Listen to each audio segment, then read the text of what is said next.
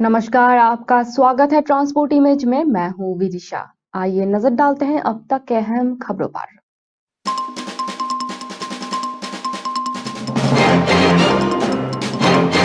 आप सांसद राघव चड्ढा को मिला India UK outstanding achievers award, London में हुए सम्मानित।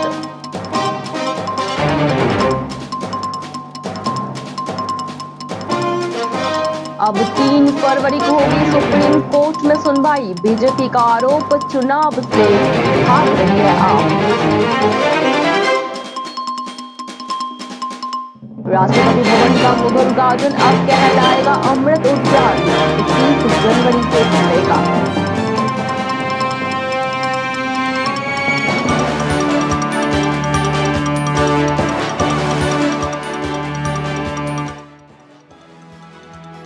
यूपी में महंगी होगी शराब, बढ़ेगा दाम।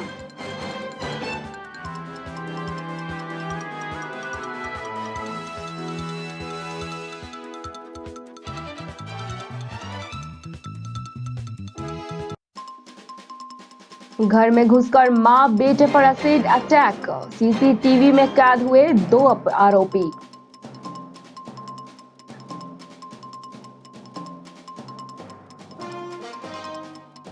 मूसाबाग एक खूबसूरत इमारत जो अब बन गया है भूतिया घर।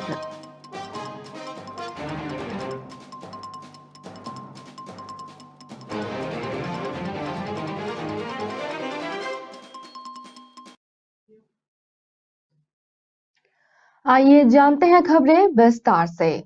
आम आदमी पार्टी के सांसद राघव चड्ढा ने 25 जनवरी 2023 को लंदन में एक पुरस्कार समारोह में प्रतिष्ठित इंडिया यूके आउटस्टैंडिंग अचीवर सम्मान हासिल किया। सांसद राघव चड्ढा को सरकार और राजनीति कैटेगरी में उत्कृष्ट उपलब्धि के रूप में सम्मानित किया गया है।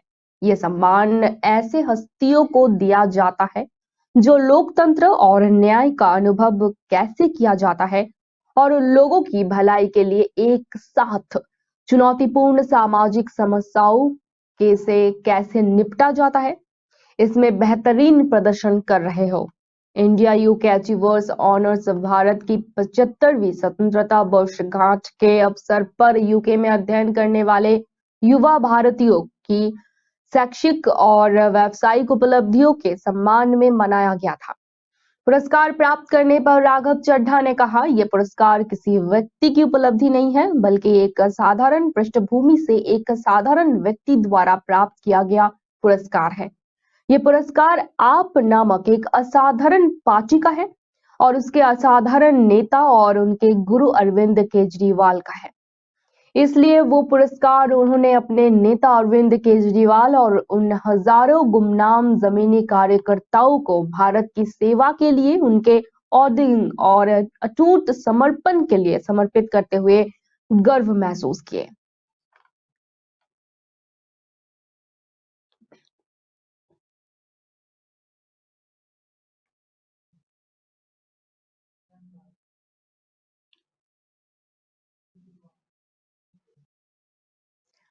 दिल्ली मेयर के चुनाव को लेकर दाखिल याचिका की सुनवाई अब 3 फरवरी को होगा। आम आदमी पार्टी के मेयर पद की उम्मीदवार शैली ओबरॉय की ओर से दाखिल याचिका को वरिष्ठ अधिवक्ता अभिषेक मनु सिंघवी ने मुख्य न्यायाधीश DY चंद्रचूड़ और जस्टिस दीपंकर दत्ता के समक्ष उठाया है, जिसके बाद CJI ने कहा कि इस याचिका को 3 फरवरी को सुना जाएगा। आपको बता दें कि याचिका में मेयर चुनाव में हो रहे देरी का मुद्दा उठाया गया है और कहा गया है कि 2 बार MCD सदन बुलाए जाने के बावजूद अब तक चुनाव नहीं हो सका है। उधर बीजेपी नेता ने आम आदमी पार्टी पर चुनाव से भागने का आरोप लगाया है। गौरतलब है कि दिल्ली मेयर चुनाव के लिए 6 जनवरी और 24 जनवरी को बैठक बुलाई गई थी। दोनों ही बार पार्षदों के हंगामे की वजह से चुनाव नहीं हो सका, जिसके बाद आम आदमी पार्टी की तरफ से यह याचिका दाखिल की गई है।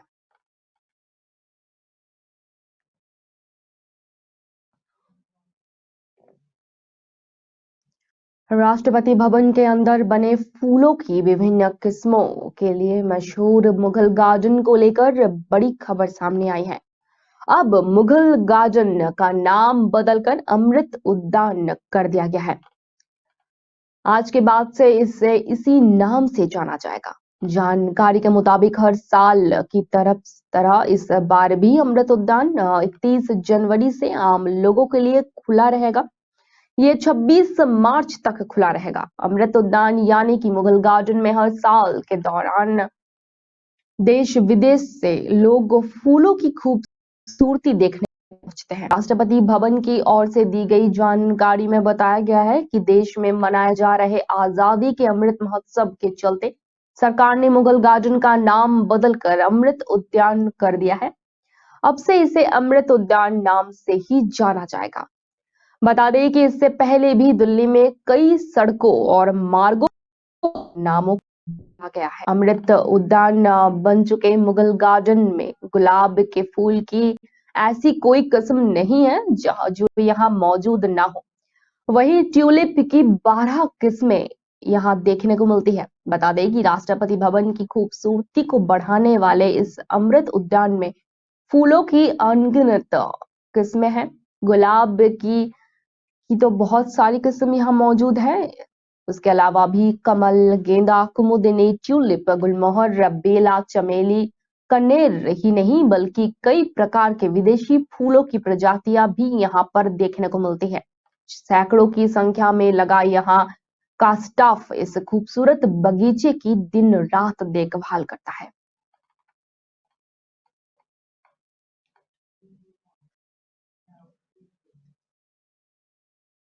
उत्तर प्रदेश की योगी सरकार ने नई आबकारी नीति को मंजूरी दे दी है, जिसके बाद 1 अप्रैल से प्रदेश में देसी, अंग्रेजी और बियर की कीमतों में इजाफा होगा।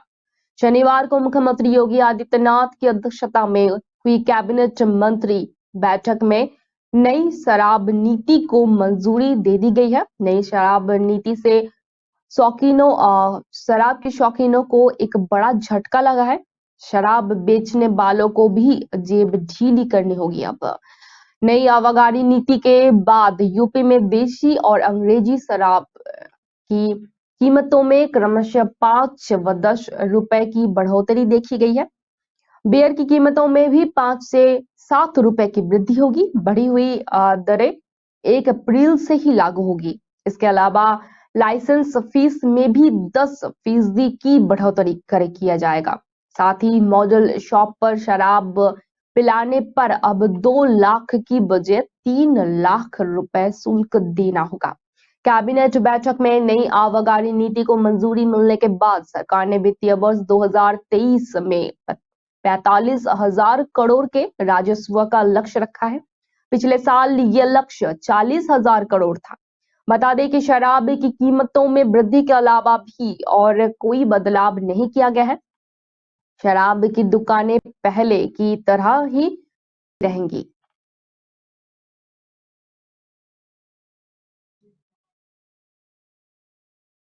राजधानी लखनऊ के पास के इलाके गोमती नगर में एसिड अटैक का सनसनीखेज मामला सामने आया है। आरोप है कि 2 संदिग्ध युवकों ने घर में घुसकर मां और बेटी पर तेजाब फेंक दिया।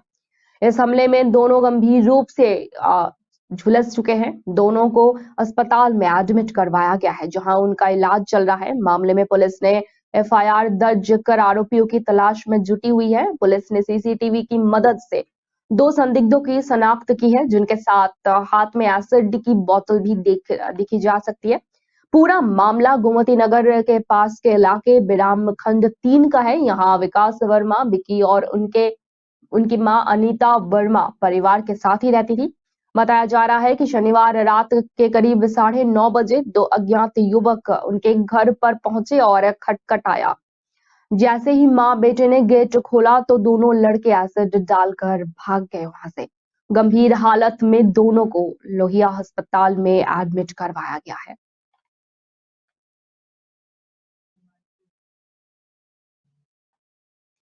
मूसाबाग यहाँ एक जमीने में अब अवध के नवाब असफुद्दीन रहा करते थे, जहां पर दिन भर जश्न दावत हुआ करती थी, जो कभी चारों और हरियाली उसे घेरा रहता था। आज ये मुसाबाग पूरी तरह से उजड़ चुका है, वीरान है, खंडहार हो चुका है। यही नहीं, लखनऊ और इसके आसपास के लोग अब इसे भूतिया घर के नाम से जानते हैं। इसे भूतिया घर क्यों कहते हैं, यही जानने के लिए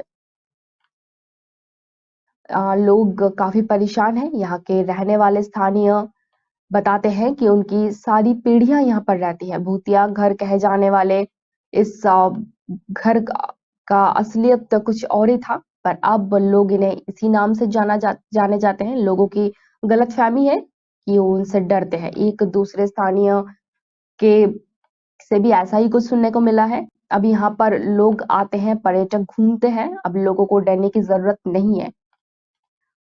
मूसाबाग वर्तमान में कई मज़ारों से घिरा हुआ है, जहां लोग आते हैं और मत्था टेकते हैं, मनोकामनाएं मांगते हैं। और यहाँ की स्थानीय लोगों का कहना है कि जो लोग यहाँ मन्नतें मांगते हैं, उनकी मन्नतें पूरी होती है।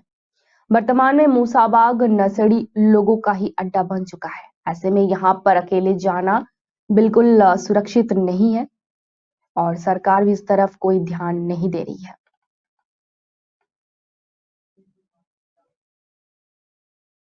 महाराष्ट्र की राजधानी मुंबई के एक पार्क का नाम टीपू सुल्तान से बदलने का फैसला किया गया है। मुंबई के मलाड स्थित इस पार्क का नाम टीपू सुल्तान की जगह कुछ और रखने को कहा गया है। उपनगरीय जिले के संरक्षक मंत्री मंगल प्रभात लोढ़ा ने उपनगरीय जिला कलेक्टर को आदेश दिया है कि मलाड क्षेत्र के पार्क के नाम से टीपू सुल्तान का नाम हटा दिया जाए। आपको बता दें कि इस पार्क का नाम एम्बीर सरकार के कार्यकाल में रखा गया था। भाजपा ने इस नामकरण का विरोध किया है। भाजपा पार्क के नामकरण के समय से ही विरोध करती आ रही है। उद्धव सरकार के समय पार्क का नाम रखने को लेकर भाजपा ने कई बार ऐतराज जताया था। नामकरण के विरोध में भाजपा कार्यकर्ताओं ने धरना भी दिया था। गौरतलब है कि हाल ही में गणतंत्र दिवस पर भी भाजपा और बजरंग दल के कार्यकर्ताओं ने मलाड चौराहा पर विरोध प्रदर्शन किया था। कार्यकर्ताओं की मांग ये थी कि इस पार्क का नाम बदला जाए। इस विरोध प्रदर्शन के दौरान बजरंग दल के कार्यकर्ताओं की मुंबई पुलिस से भिड़ंत भी हो गई थी, जिसके बाद कई कार्यकर्ताओं को हिरासत में लिया गया था।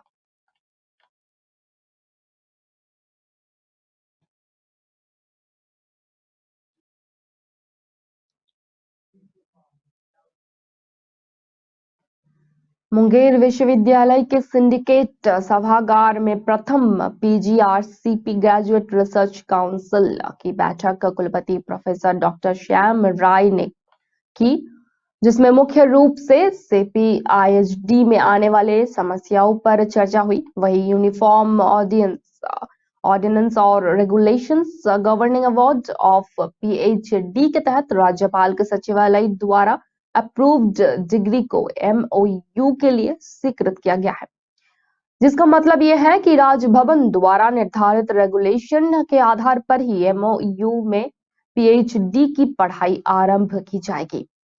इसके अलावा बैठक में पेट 2023 के लिए सिलेबस की भी स्वीकृति प्रदान कर दी गई है। कुल सचिव ने बताया कि पूर्व में की गई बैठक में लिए गए निर्णय पर चर्चा की गई, जिसमें post creation and conformation committee की बैठक और बोर्ड ऑफ स्टैटस शामिल है। कुल सचिव ने यह भी बताया कि विश्वविद्यालय में स्थापित नए 20 पीजी विभागों के अतिरिक्त प्रस्तावित नए अन्य पीजी विभागों के सीबीसीएसई सिलेबस का अनुमोदन किया गया है, जिसमें bachelor of physics, physical education, सैन्य विज्ञान, ई कॉमर्स, एनसीसी कार्यक्रम, नर्सिंग, फिजियोथेरेपी सहित अन्य भी शामिल रहेंगे।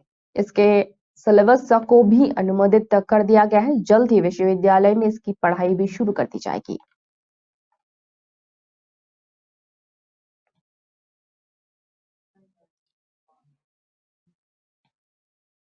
मध्य प्रदेश की गरीब महिलाओं को अन्य योजनाओं के लाभ के साथ साथ अब हर महीने 1000 रुपए भी मिलेंगे।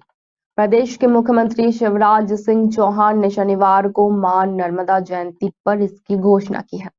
नर्मदापुरम में मां नर्मदा की पूजा के बाद सीएम शिवराज सिंह चौहान ने कहा, मुझे मेरी बहनों को आर्थिक रूप से सशक्त करना है। बहनें सशक्त होंगी तो परिवार और समाज के साथ प्रदेश भी सशक्त होगा। इसलिए लाडली लक्ष्मी योजना की तरह ही अब प्रदेश में लाडली बहना योजना शुरू कर दी जाएगी।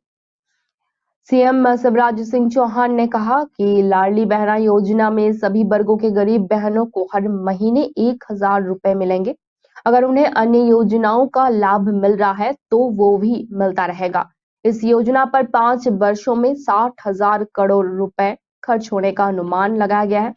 उन्होंने कहा है कि लाडली बहना योजना प्रदेश की बहनों की जिंदगी को और बेहतर बनाने में मदद करेगी। गौरतलब है कि लाडली बहन योजना की घोषणा के कार्यक्रम में मौजूद महिलाएं उत्साहित नजर आई। उन्होंने सीएम शिवराज सिंह चौहान को धन्यवाद देते हुए योजना से महिलाओं का भला होने की भी बात करती नजर आई।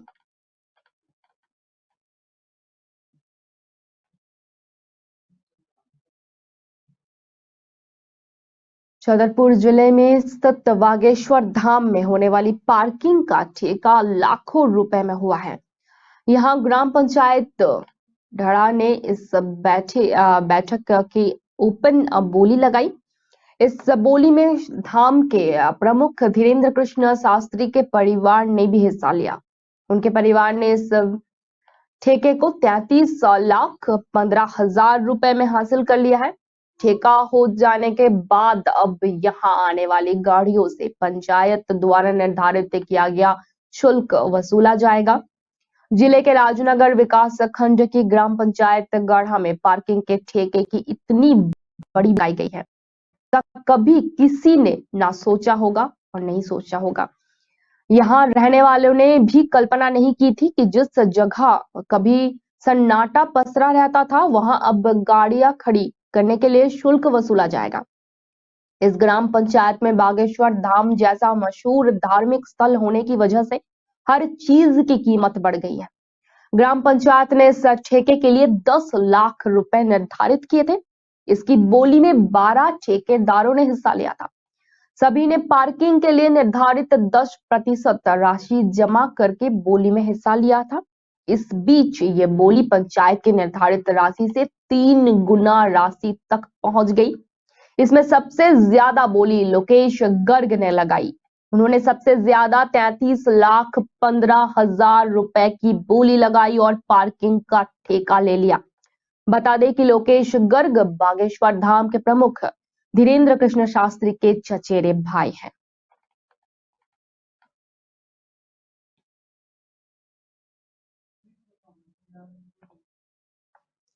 मुजफ्फरपुर के लीची का शहद पूरे विश्व में प्रसिद्ध है।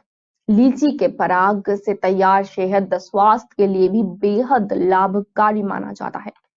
यही कारण है कि लीची में परागन शुरू होने के साथ ही यहाँ देश के नामी गिरामी कंपनियों के प्रतिनिधि पहुंचने लगे हैं।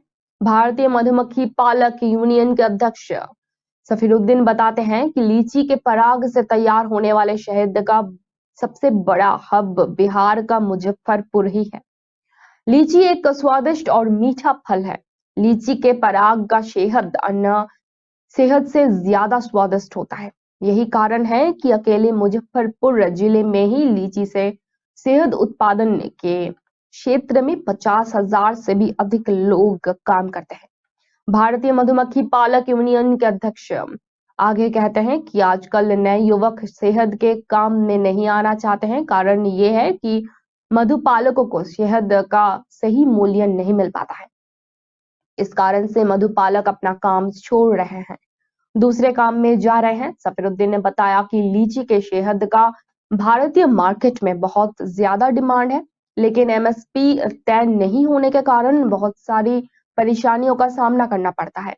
शहद के बड़े कारोबारी मनमाना दाम पर मधुपालकों से शहद खरीदते हैं, जिसे मधुपालकों को बहुत नुकसान हो रहा है।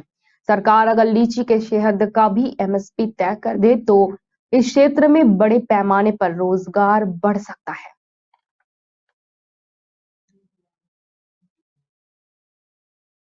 हरियाणा के गुरुग्राम के मशहूर पब्बर में पुलिस ने रेड कर दी।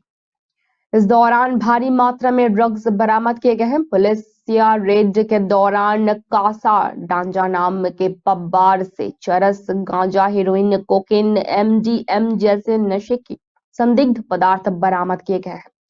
साथ ही पुलिस ने पब में मौजूद 288 युवक युवतियों को ब्लड सैंपल के लिए जांच के लिए भेजे हैं। दरअसल क्राइम ब्रांच की एक टीम ने शहर के मशहूर पब बार पर रेड की। गुरुग्राम पुलिस को सूचना मिली थी कि उद्योग बिहार फेज 2 के कासा डांजा पब बार में ड्रग्स परोसी जाती है। सूचना पर पुलिस ने रेड की और मौके से चरस, गांजा, हेरोइन, कोकीन व अन्य संदिग्ध चीजों को बरामद कर मामले की तफ्तीश शुरू कर दी है। एससीपी क्राइम मनोज कुमार ने माने तो 288 युवक युवतियों को ब्लड सैंपल के लिए भेजे हैं, जिन पर शक था कि ये ड्रग्स के सेवन किए हुए थे।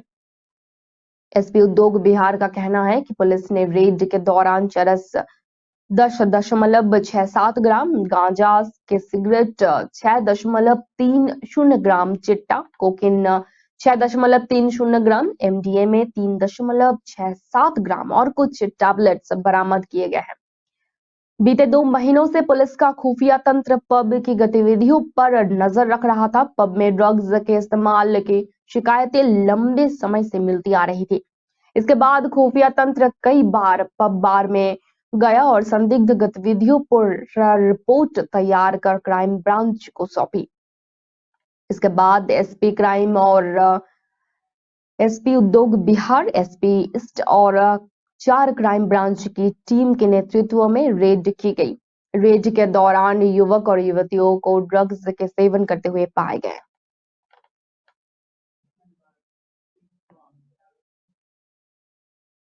हिमाचल प्रदेश में भारी बारिश और बर्फबारी की संभावना जताई जा रही है। मौसम विभाग ने 2 दिन के लिए ऑरेंज अलर्ट जारी कर दिया है। रविवार और सोमवार को प्रदेश में मौसम के मुखर तेवर देखने को मिल सकते हैं। प्रदेश भर में रविवार सुबह हल्के बादल छाए हुए नजर आए। वहीं लाहौल स्पीति सहित तमाम ऊंचाइयों वाले स्थानों पर बादल छाने से बर्फबारी के आसार नजर आए। वहीं शिमला में बर्फबारी की संभावना के चलते बड़ी संख्या में सैलानी पहुंचे हैं। दरअसल पश्चिम विक्षोभ के सक्रियता से हिमाचल में मौसम बदला है। मौसम विभाग ने प्रदेश में मध्य और उच्च पर्वतीय इलाकों में 7 जिलों में 29 और 30 जनवरी को भारी बारिश बर्फबारी का ऑरेंज अलर्ट जारी कर दिया है। कुल्लू, किन्नौर, लाहौल स्पीति, चंबा, कांगड़ा, मंडी, सिरमौर, शिमला के ऊंचाई वाले भागों में बर्फबारी का अनुमान लगाया जा सकता है। निचले और मैदानी इलाकों में ओलावृष्टि के साथ ही आंधी चलेगी। सुबह में 1 फरवरी से मौसम साफ रहने के आसार जताए जा रहे हैं। इससे पहले शनिवार को शिमला सहित अधिकांश क्षेत्र में धूप खिली रही। ऊना में अधिकतम तापमान 25.8 डिग्री सेल्सियस रिकॉर्ड हुआ। अब तक के लिए इतना ही। धन्यवाद।